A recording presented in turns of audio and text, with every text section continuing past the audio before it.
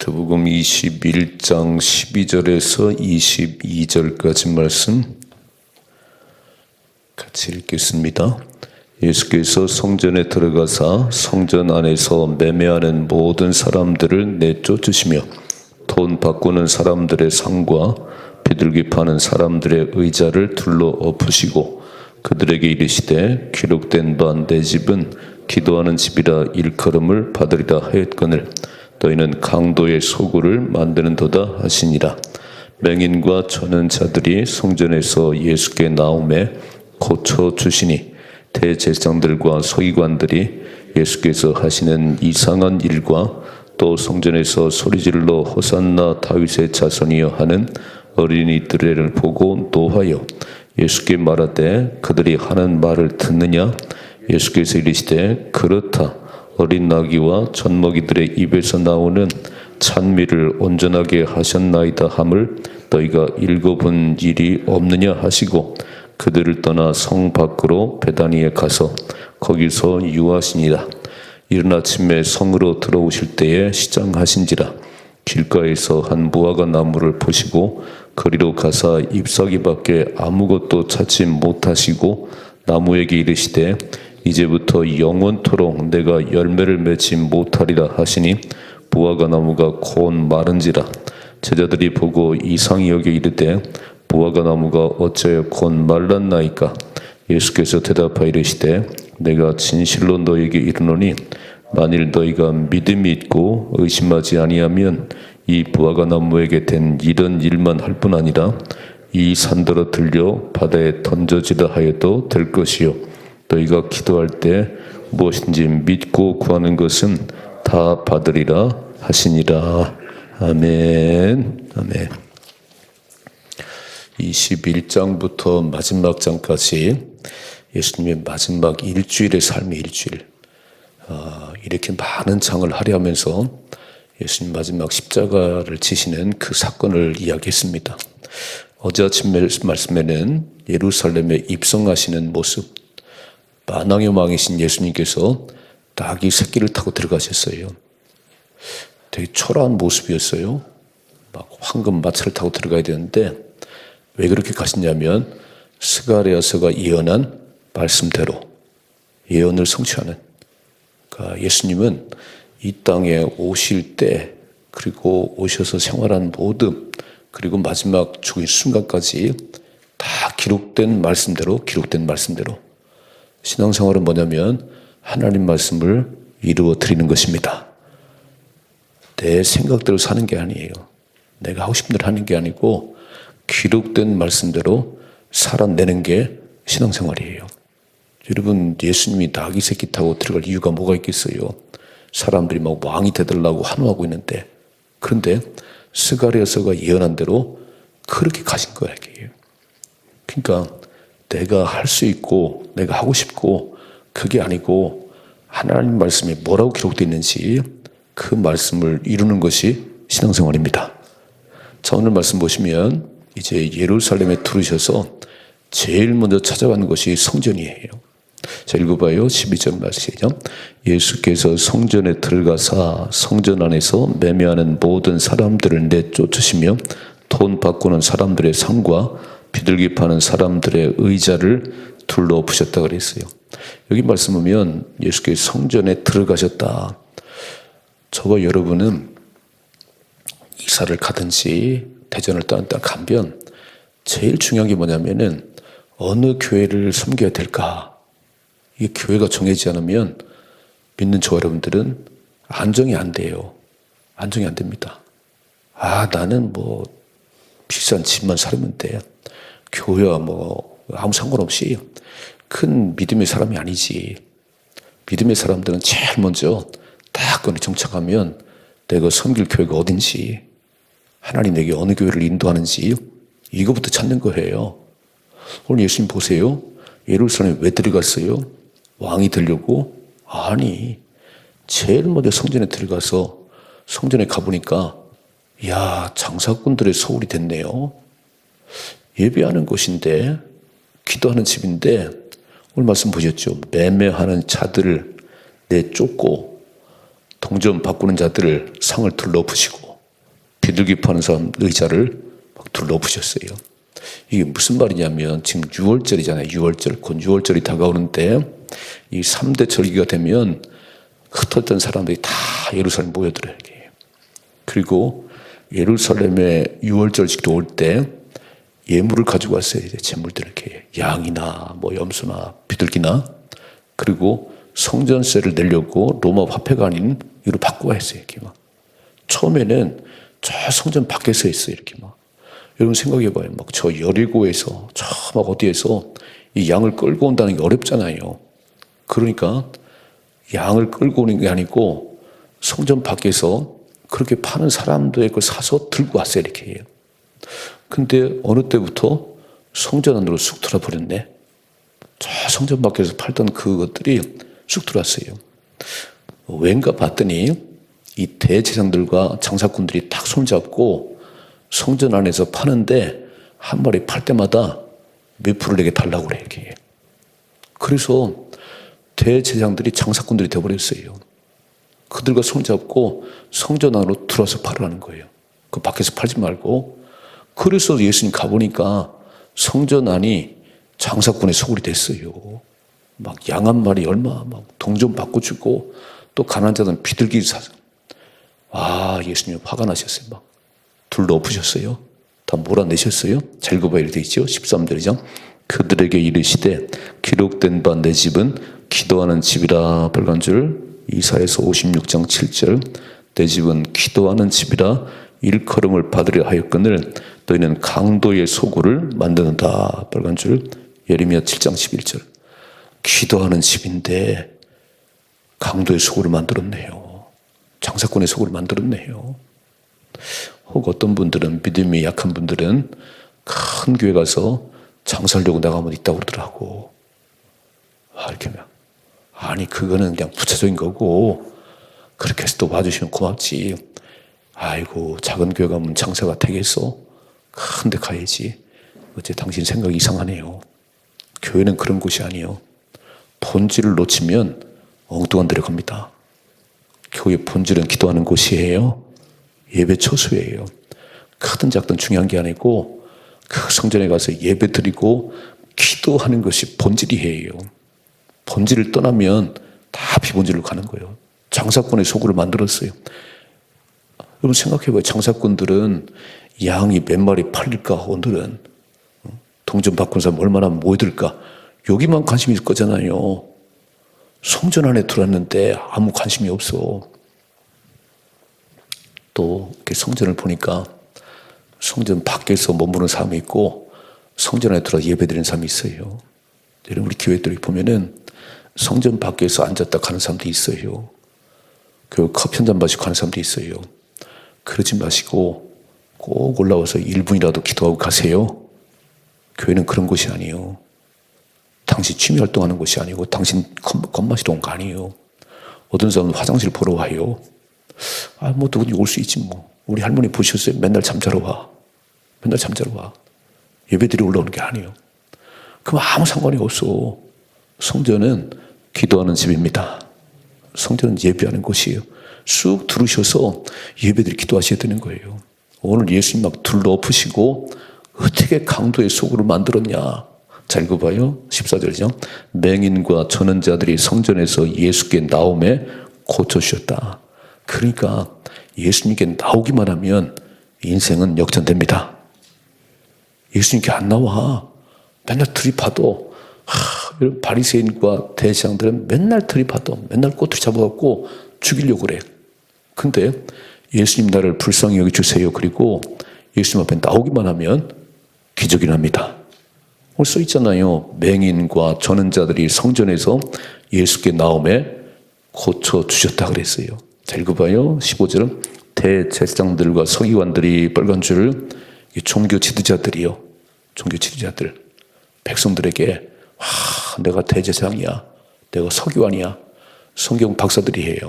그런데 대제사장들과 서기관들이 예수께서 하시는 이상한 일, 이게 이상한 일이에요? 이게 본질이지. 아니 성전에서 장사하는 사람 쫓아냈다고 지금 병자 고쳤다고 이상한 일이래. 이상한 일이래. 여러분 이게 이상한 일인가요? 아니 교회 나오셔서 예배와 그 기도가 본질인데 여기 아무 관심이 없고 맨 딴 것만 해. 그게 이상한 일이요. 그게 이상한 일이고 예배하고 기도하는 게 본질이에요.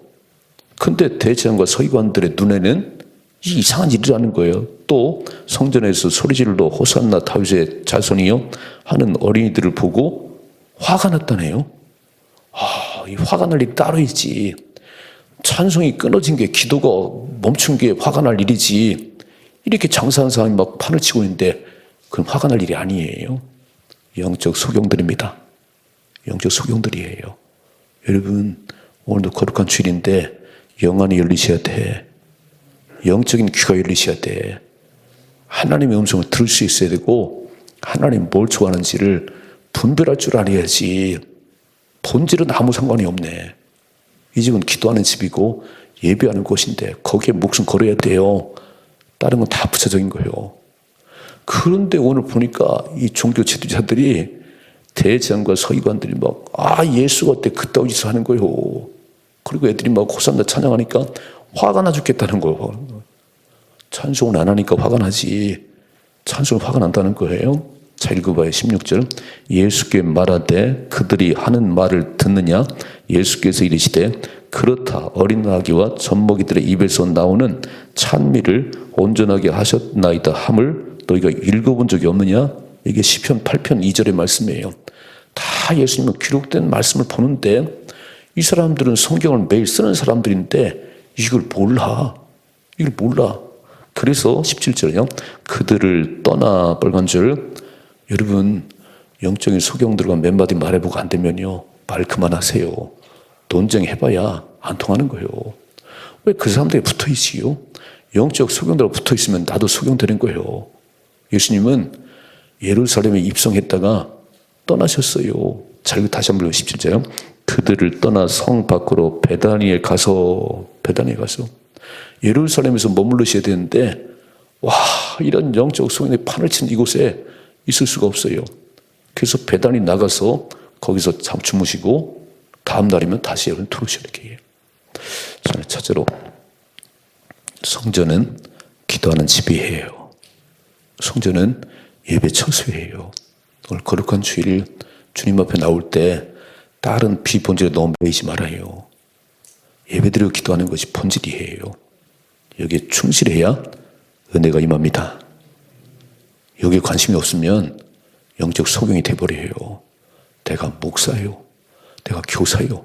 내가 찬양대요. 본질을 잃어버리면 안 돼. 본질을 잃어버리면 온 마음을 다해서 예배드리셔야 됩니다. 두 번째, 보세요. 18절. 이른 아침에 성으로 들어오실 때 시장하신지다. 이제 베단에 주무시고 예루살렘에 가서 또 이제 사역을 하셔야 돼. 근데 배가 고프셨어요. 자, 보세요. 19절. 길가에서 한 무화과 나무를 보시고 거리로 가사 잎사귀밖에 아무것도 찾지 못하시고, 잎이 무성하다는 얘기는 뭔가 열매가 있어야 된다 그런 얘기예요. 그래서 막 뒤져봤어요. 배가 고프신 예수님께서 잎이 무성한 무화과 나무를 막 뒤져봤는데 열매가 하나도 없네. 열매가 하나도 없어요. 자, 이렇게 말씀하시죠. 나무에게 이르시되 이제부터 영원토록 내가 열매를 맺지 못하리라 하시니 무화과 나무가 곧 마른지라 그랬어요. 예수님 말씀 한마디에 잎이 무성한 무화과 나무가 뻗쩍 말라버렸어요. 이 얘기는 무슨 얘기냐면 예수님께서 뭐 배가 고프다고 막 이렇게 나무를 향해 저주하나 그 얘기가 아니에요. 이건 그 얘기 아니고 입만 무성한 이 대제사장과 서기관들아, 종교 지도자들이 감투를 썼는데 열매가 없는 거예요. 삶이 엉망인 거예요. 오늘 이 열매 없는 무화과 나무를 막 저주해버렸어요. 신앙생활은 열매가 있어야 됩니다. 열매가 있어야 돼요. 목사다움이 있어야 돼. 우리 직분 맡은 자는 직분 맡은데 열매가 있어야 돼. 신앙생활 30년 했다면서요. 열매가 있어야 되는 거예요. 모태신앙이라면서요. 주일날 피끔 얼굴 보이고 말아요. 주님께서 책망하실 거예요. 어째 이렇게 신앙의 연주가 깊은데, 아니 직분은 받았는데 열매가 없냐. 아무리 눈 씻고 찾아봐도요, 잎은 무성한데 열매가 없어요. 예수님께서 그냥 저주해 버렸어요. 와, 여러분, 두 번째, 신앙생활은 열매가 있어야 돼요. 열매를 보아서 그 나무를 합니다. 이게 고염나무인지 감나무인지 이게 돌배나무인지 참배나무인지 열매를 보아서 하는 거예요. 이게 직분을 봐서 하는 게 아니에요. 목사라고 다 열매 있는 게 아니에요. 그러니까 중요한 게 뭐냐면 신앙의 열매가 맺혀져야 돼. 성령의 9가지 열매가 주렁주렁 맺히셔서 뭐라고 그러죠? 사랑과 희락과 화평과 오래 참음과 절제한 능력이 있어야 돼. 그쪽에 목사가 화를 잘 내. 저렇게 절제함이 없어. 그건 열매가 없는 거지. 적어도 그런 신앙의 연륜이 있고 그런 직분을 맡았으면 참는 인내가 있어야 되고 절제한 힘이 있어야 되고 가장 포용한 사랑이 있어야지. 그게 성령의 열매잖아요. 성령이 내 안에 머무는 그 열매가 나타나야지. 당신은 보니까 당신이 왕이요. 혈기가 많어. 보셨지요? 애들이 찬양한다고 막 대장 서기관들이 막 화를 내면서 어째 이따위지도 하는 거야. 와, 이 얘기를 하는 거예요, 지금.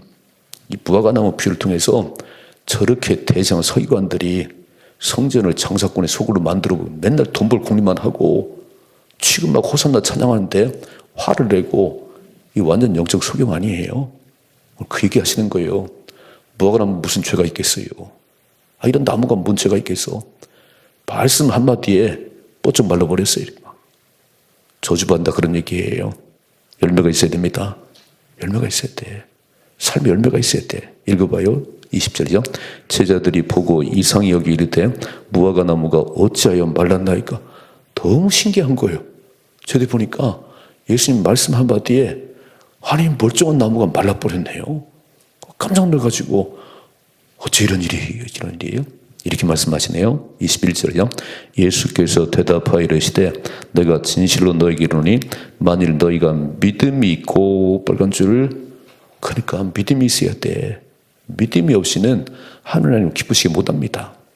교회는 나오는데 믿음이 아이고 10%밖에 없어. 뭐 믿음 없이 나오진 않겠지. 나오긴 나오는데 하나님 안 믿어요. 다 자기 생각을 믿어. 자기 하고 싶은 대로 해. 믿음이 있고 의심하지 아니하면 이 무화과 나무에 된 이런 일만 할 뿐 아니라 이 산더러 들려 바다에 던져지라 해도 될 것이라 그랬어요. 이게 무슨 말이냐면 산이 바다에 빠진다는 게 아니고 불가능해 보이는 그 모든 것들이 가능하게 될 것이다. 믿음으로 기도하면 이렇게 대장과 서기관처럼 맨날 트집 잡고 하나님을 믿어요? 안 믿지. 말로만 하나님 믿지. 이러면 아무 역사 안 일어난다는 거예요. 믿음과 기도는 하나입니다. 믿음과 기도는 하나예요. 믿음이 없으니까 기도를 안 하시지. 믿음으로 기도하나니까 응답이 없지. 오늘 말씀하잖아요. 믿음이 있고 의심하지 않으면 이런 무화과 나무에 던질 뿐만 아니고 산더러 들려 바다에 던지라고 해도 될 것이다. 이게 무슨 말이지요? 믿음으로 기도하면 불가능이 가능하게 될 것이라는 거예요. 그래서 예수님 뭐라고 그러지요? 내 믿음대로 될지어다. 내 믿음이 크다. 가난한 여인에게 흉악한 귀신 들인 딸을 데리고 와가지고 예수님 고쳐주세요. 고쳐주세요. 관심도 안 주셨어요. 관심도 안 주셨어. 자녀의 떡을 저 개들에 던지면 마땅치 않다고 모멸적인 얘기를 했어요. 그런데도 여인은 예수님 밖에는 우리 딸을 치료할 사람이 없습니다. 부스러기나 주세요. 부스러기나라도. 떡 한 덩어리가 아니고 부스러기나라 내게 주세요. 그리고 딱 달라붙었어요. 예수님만이 해답이십니다. 이렇게 말하지요. 여자여 네 믿음이 크도다. 내 소원대로 되리라. 그 나섰어요. 이런 교회 나오셔가지고 사람들 때문에 기분 나쁘고 왜 기분 나쁘지요? 그 사람 말 들은 게 아니잖아요. 예배드리러 왔잖아요. 기도하러 왔잖아요. 그럼 사람끼리 살아가는데 별일이 다 있겠지. 그건 다 비본질이요. 그냥 흘러 넘기면 돼. 아이고 저 사람이 나더러 무슨 감정이 있는가 저런 말을 해. 그냥 지나가 버리라니까. 그게 콕 배겨가지고 또 교회를 안 나오네. 아이고 어린 나이 신앙이네. 당신 교회를 왜 나오셨어요? 당신 그 사람 때문에 교회 나오셨어? 아니잖아요. 밥이 떨어졌어요. 기분 나쁘네. 그럴 수도 있죠. 집에 가 먹으면 되지 뭘. 별거 아닌 것 같고 막 또. 그러니까 예수님이 얼마나 답답하시겠어요. 믿음이 없으면 기도 응답이 없습니다. 한번 해보는 기도가 아니에요. 내가 입을려를 구하는 것은 하나님 주십니다. 읽어봐요. 결론이지요. 22절 너희가 기도할 때 무엇인지 믿고 구하는 것은 다 받으리라. 아멘. 무슨 기도를 한번 해보는 거예요. 그냥 한번 해보는 거예요. 그러니까 백날 기도해도 응답이 없잖아요. 오늘 뭐라고 써있지요? 기도할 때 무엇인지 믿고 구하는 것은 다 받으리라. 믿음이 있고 의심하지 않으면 부하가 나면 말라버리면 그뿐만 아니고 불가능한 일이 가능하게 되느니라. 그래서 이런 기도 응답을 받아보셨지요? 이런 걸 받아본 분들이 새벽에 나오지 누가 새벽에 나오겠어요. 기도 응답이 없는데. 금요일날 3시간 기도하는 분들이 5-6명 앉아 계시더라고. 제가 광고만 했더니 1시까지 기도하는 분들이 계시더라고요. 기적이 일어납니다. 역사 일어납니다. 2가지. 본질을 놓치면 비본질에 매여버려요. 교회는 기도하는 집입니다. 교회는 예배하는 집이에요. 오늘 거룩한 주일이에요. 잘 보시고 여러 가지 일을 하시지만 그건 다 예배 잘 드리기 위한 것이고 기도하기 위한 것이에요. 본질을 붙잡으셔야 돼요. 2번째, 열매가 없으면 그는 저주받은 나무 같아요. 이건 나무를 향해 하는 게 아니에요. 우리를 향해 사는 얘기예요. 대제정을 서기관이라고 감투는 썼는데 종교 지도자들이 하는데 애들 찬양에 화를 내지요. 예수님이 하시는 그 일은 막 이상한 일을 하고 영적 소경들이네. 영안이 열리십시다. 열매가 있어야 돼요. 여러분 다 열매가 있는 그런 삶을 사시고 마지막 믿음으로 기도하면 주님이 응답하십니다. 맨날 의심하지. 그냥 기도를 또 안 하지. 기도도 하지 않지. 믿음으로 기도하고 의심하지 않으면 불가능한 일이 가능하게 된다는 거예요. 산이 바다에 빠지는 이런 일이 있을 것이고 그래서 결론이 뭐지요? 이렇게 말씀합니다. 기도할 때 무엇인 믿고 구하는 것은 다 받으리라. 아멘. 내게 이런 역사가 있게 하옵소서. 이런 응답이 내게 있게 하옵소서. 그리고 멋지게 살아가세요. 힘있게 살아가세요. 주님이 칭찬하는 믿음을 살아가십시다. 오늘 거룩한 주일 온 마음을 다해서 하나님을 사랑하시고 예배드리시고 기도하는 가운데 또 한 번의 기적도 경험하시고 은혜를 경험하는 우리 모두가 되기를 주님의 축복합니다.